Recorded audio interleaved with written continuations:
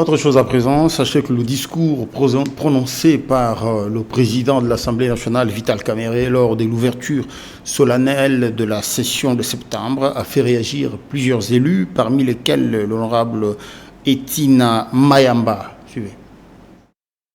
Pour cette session ordinaire de septembre 2024 qui est essentiellement budgétaire, l'appel du président de l'Assemblée nationale, Vital Kamerhe, aux députés nationaux a veillé à ce que le budget reflète une réponse adaptée aux attentes de la population, rencontre l'assentiment des élus de la Tchangou dont la population manque de tout. Dans son discours, il a mentionné l'importance de donner accès à certains services de base.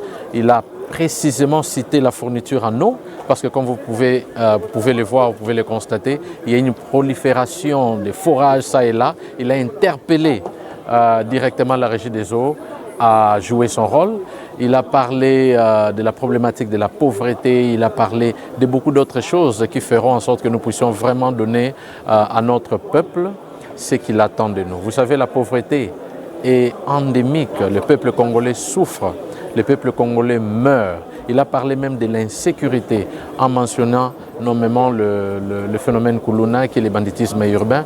Donc nous verrons lorsque nous aurons ce budget pour que nous puissions nous assurer qu'il y a les principes de l'équité, que le peuple congolais se retrouve en général, mais aussi le peuple de Tchangou, qui est ma circonscription, puisse se retrouver. Comme vous le savez, Tchangou est souvent délaissé. Nous n'avons pas d'infrastructure de base, nous n'avons pas de routes, le courant, la fourniture en courant est compliquée, l'eau, n'en parlons pas. Il y a des coins en pleine capitale de Kinshasa où il n'y a pas d'eau, il n'y a pas de courant, il n'y a rien.